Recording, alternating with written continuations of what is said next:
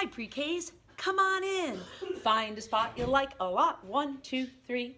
Find a spot you like a lot. Listen to me. Find a spot you like a lot. 3, 2, 1. Find a spot you like a lot. Let's have some fun. Come on over. Let's see what's happening after that weekend. I never see you on the S days, Saturday and Sunday. What comes after those S days? Do you remember? If you said the M day, Monday, Monday, Monday's at the beginning of the week. Yes, it's Monday, Monday. Monday's at the beginning of the week. There's our Marvelous Monday. We're so glad you're back here on Monday, and we're in the 20 family. Ooh, Friday was that 24th day of April. My day, woohoo! Everybody gets a birthday every year. And after 24 comes, you guessed it, 25. So alive. And after 25 comes, it's 26. Pick up those sticks. And today's the day that comes after 26. What do you think it is? I bet you know that. 20 family's easy. Let's take our car and put a 2 in the front seat. There it is. And a 7, there it is, in the back seat. 20, 20, 27. Put a 2 in the front seat, a 7 in the back seat. 20, 20, 27. It's the 27th day of what month? We're to the last week of this month. It's almost over. The month of April. A-P-R-I-L. Long A. April. Those April showers, we've been counting them. They come your way. They bring the flowers that bloom in May. So don't cry in April, even though we've had a lot of rain. So much rain this April. I might run out of rain cards. It was rainy over the weekend. Oh my goodness. Drizzle, drizzle, drizzle. Rain, rain, rain. Not the whole day. And it's raining, pouring out there today. And I even heard some thunder and lightning. Very, very frightening right there today. Oh my goodness. Let's count those rainy days. Do you think we beat the record? Let's look and count. 1, 2, 3, 4, 5, 6, 7, 8, 9, double digit, 10, 11, 12, 13. 13 rainy days. The record is 15. How many more do we need? 13 plus 1 is 14 plus 2 is 15. 2 more days and we tie up that record.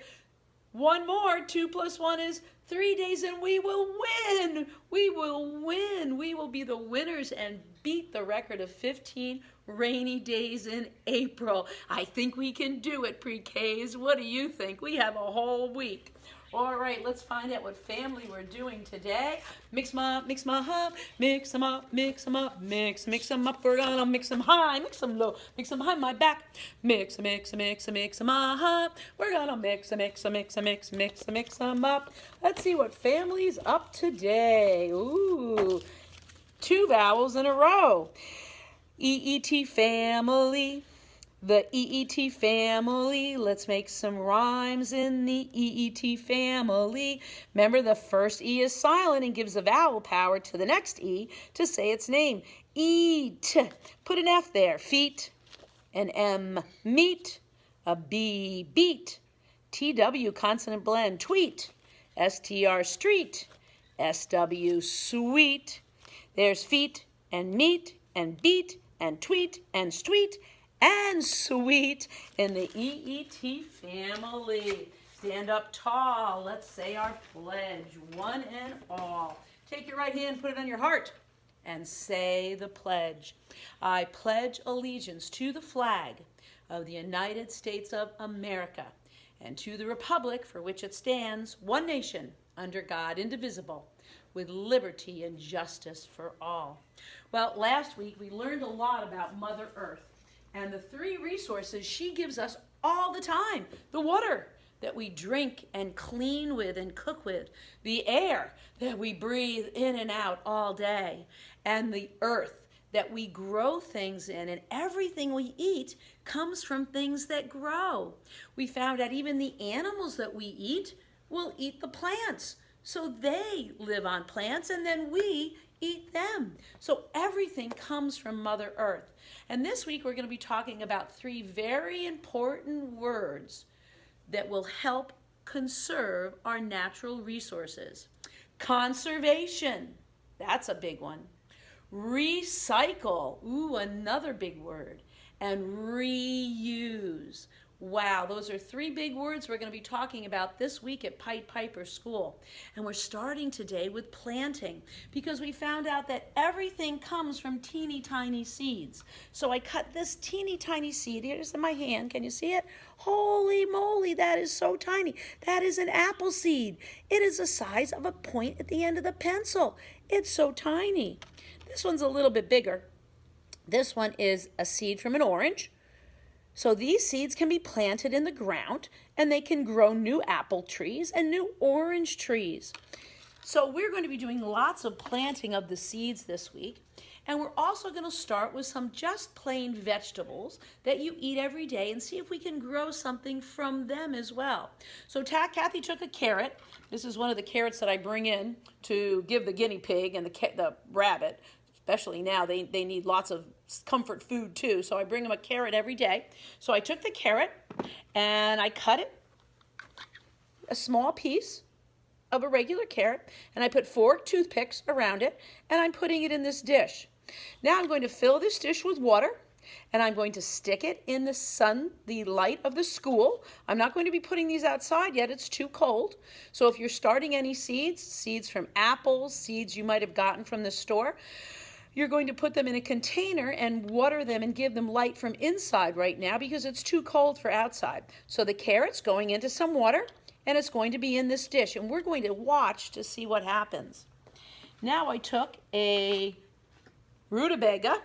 Ooh, this was from my Seder dish, the bitter herbs, right? I took a smelly old rutabaga. I don't like to eat those too much, but I want to see what happens when I put that in water. And I'm going to put that in the light here at Pied Piper School to grow as well. So I have a carrot, I have a rutabaga, I took a potato. This is a plain old potato. I didn't eat at dinner time. So I put the toothpicks in that. That's going in water. And here's the sweet potato. I'm going to show you how I do it. I take the sweet potato and I cut the piece off. I'm very careful to cut on a cutting board.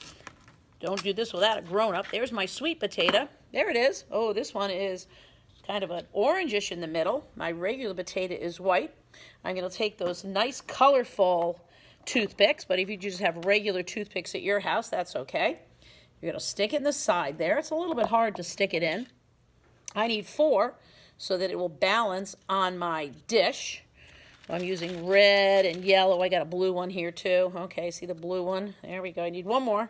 1, 2, 3. 1 more makes 4. I think I'll go to yellow here. Okay. There's my yellow toothpick. All right.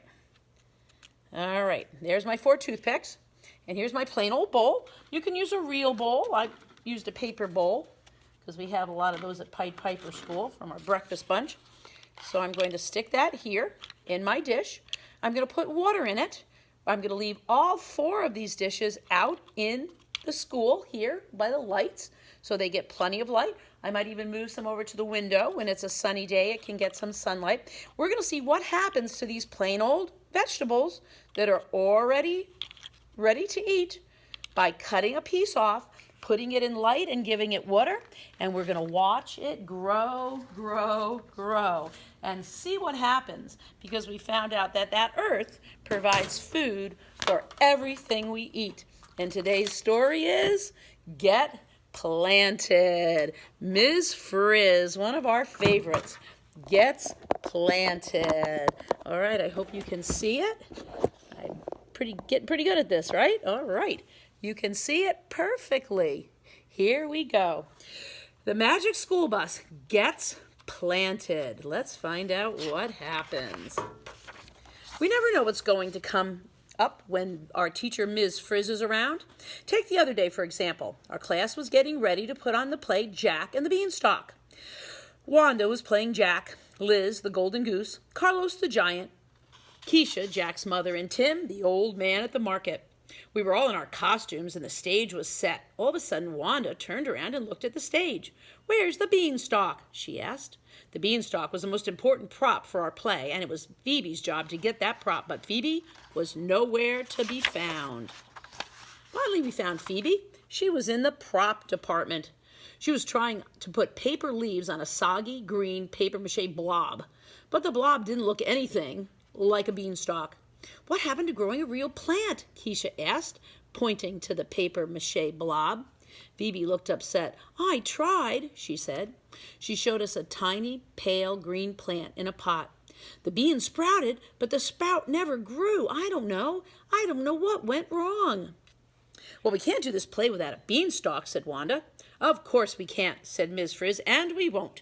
Just because our prop shop is out of beanstalks doesn't mean that we have to give up on our play. To the bus, class!" the Frizz shouted happily.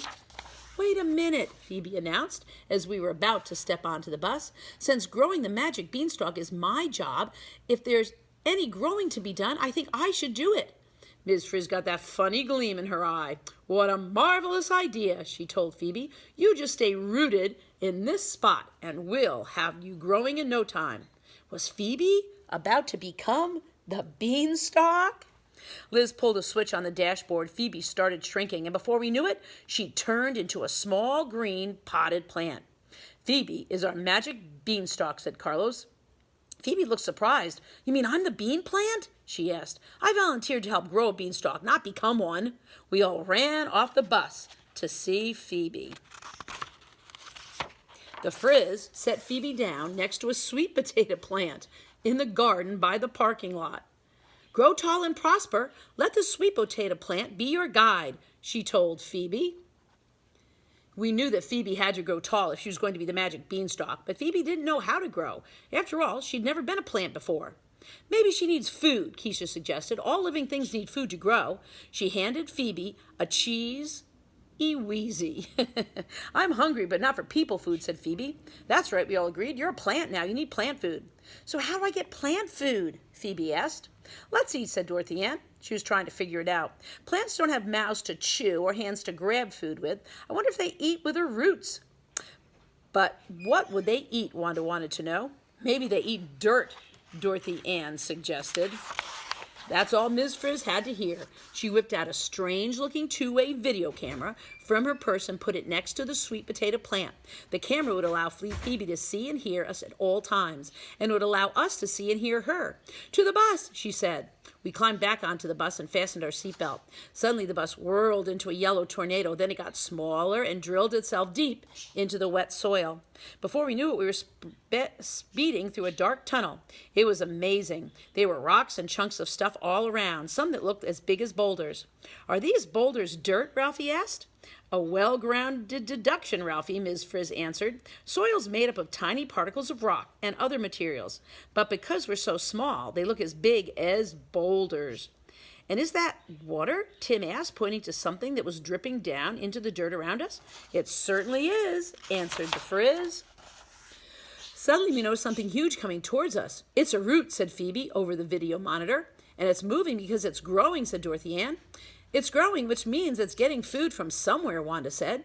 "Seems to be sucking up the water," added Ralphie. "If we were any smaller, we'd get sucked up too." In a flash, Ms. Fizz pushed another lever on the bus. Soon we were shrinking again. "What's going on? Help!" we all yelled. We kept shrinking until we were small enough to fit inside a drop of water. Suddenly it looked like goosebumps were growing behind the root tip. The hair started to sprout. Wanda screamed, "The roots are exploding!" "The root is growing root hairs," explained the Frizz. "The root hairs start sucking up the water around them. Then they start sucking us up too." "Quick, Ms. Frizz, do something!" Phoebe yelled over the monitor as she watched us. "Don't worry," said the Frizz. "We're getting to the root of the problem." All of a sudden, we were being pulled with the water through a long tube-like thing. "Phoebe has lost sight of us. Guys, where are you?" she shrieked. "We're in the root hairs," we shouted back. "It looks like plants get water from the soil, not food," Keisha told Phoebe on the camera loudspeaker. "Then how do plants get their food? I'm hungry. I need to know what plants eat so I can grow," Phoebe cried. Meanwhile, the kids in our school were heading through the garden to the gym. They were coming to see the play. "Quick, hide me," Phoebe told Liz. "I can't let anyone see me this way." So Liz put a big cardboard box over Phoebe. We didn't know it then, but Phoebe was all alone in the dark. Suddenly, we were being swept up with the water through the stem. It was incredible. We know the plant doesn't get food from its roots or stem, so the answer's got to be the leaves, called Ralphie as he rushed forward. "And I think that's where we're headed," said Wanda. Meanwhile, we could see Phoebe on the video monitor. She was so hungry that she was starting to droop. "Top floor leaf," announced Ms. Frizz. We got out the bus and whoa, was it ever beautiful. "Is this really a leaf?" Tim asked. "I thought leaves were flat, and this one sure isn't." "That's because we're so tiny, Tim," said Dorothy Ann. "That leaf looks textured. And look at all those different parts." "I bet it's those dark green blobs that make the leaf look so green when we're big," said Carlos. "Absolutely," said the Frizz. "Those gorgeous green blobs are called chloroplast," she explained. "Are the chloroplasts food?" Wanda asked. "You're getting warmer," Ms. Frizz answered. Suddenly, Keisha noticed something at the bottom of the leaf. It was opening and closing, and we could see through it to the outside. We watched it open and close. "Maybe food comes in that way," said Keisha, pointing to the holes. Then some air came rushing in through the holes. "Hey," said Wanda, "I feel a breeze coming in when the hole opens up." "Could that be the food?" Arnold asked, pointing to the air. "I don't know," said Ralphie. "I'll give it the old sniff test." Ralphie leaned over the big air space. He wanted to smell the breeze as it blew in. "Nope, doesn't smell like..."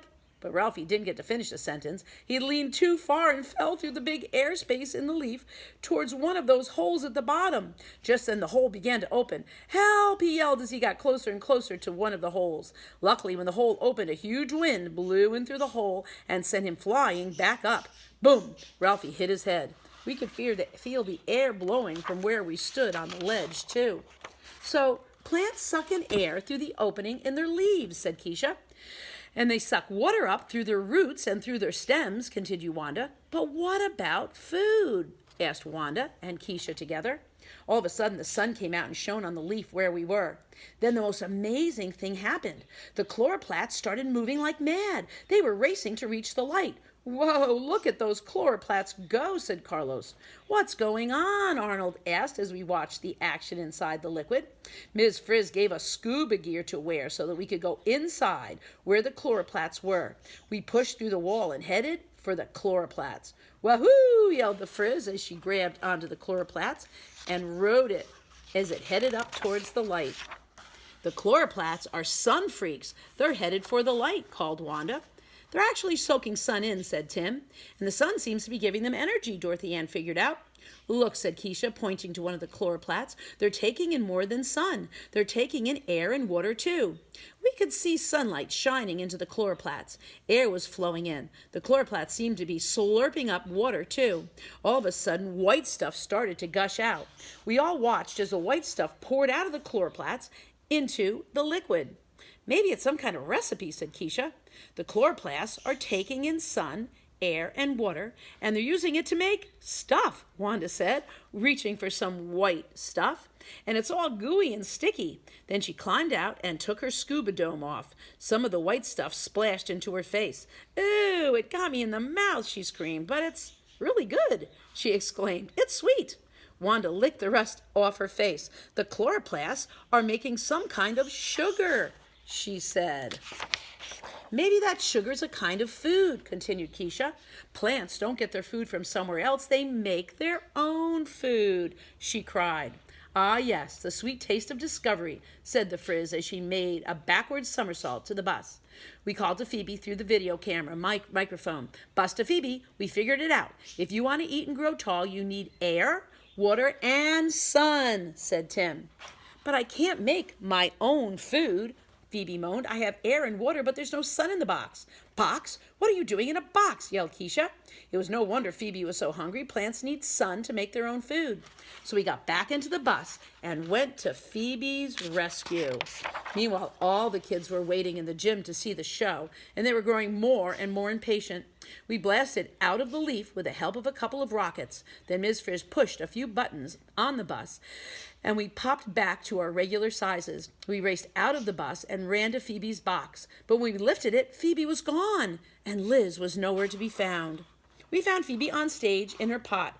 Liz had brought her to the gym and was trying to prop up leaves with twigs. Phoebe still hadn't grown, but Miss Friz started the show anyway. Once upon a time, the Friz began, there was a boy named Jack. Open the skylights, Miss Friz said. And Liz did. Through the windows of the gym, we could see Liz pushing some controls on the bus. Then the bus turned into a huge crane that was as tall as the gym. It started pulling open the skylights. Sunlight poured down into the gym and right onto Phoebe. Phoebe started looking a little stronger and greener right away. As the sun shone in, Phoebe started to feel less scared. She opened the holes in her leaves and took in the air. That night, the magic beans sprouted and the most amazing thing happened, announced Ms. Friz. But there was still something wrong. Phoebe could feel the water and the air in her leaves, but she still couldn't feel the sun. All of a sudden, we noticed why Phoebe couldn't feel the sun. Phoebe's leaves were all curled up. Open your leaves, Keisha whispered to Phoebe. Meanwhile, we were watching what was going on inside Phoebe on the monitor. The chloroplasts inside Phoebe's leaf cells were racing to reach the sunlight. Then we saw the white stuff come gushing out and rushing down as veins to her stem. Yay! Phoebe was making her own food at last. Then Phoebe started to grow magically fast. The audience was cheering. They couldn't believe their eyes. She grew and grew and grew up towards the roof and out through the skylight. I did it. I made food with my leaves and I grew, Phoebe shouted. I'm the best beanstalk I ever could have made. Everyone stood up and clapped. Thank you, Phoebe said. I owe it all to the sun, water, and air, the ingredients plants need to make their own food in their leaves. Can I be Phoebe again? Phoebe asked Miss Friz when the play was over. No problem, Phoebe, said the Friz. The school bus did its thing, and Phoebe was herself again. You were plantastic, said the Friz. Phoebe was glad, but she was really hungry. She hadn't eaten human food for hours. Arnold gave her a mallow blaster. Ms. Friz looked at Phoebe and laughed. Fee, fi, fo, fum, only plants chow down on air, water, and sun, she said, and the rest of us laughed too. What a great story about how plants make their own food from water, air, and sunlight. I hope our plants have what they need to grow, grow, grow.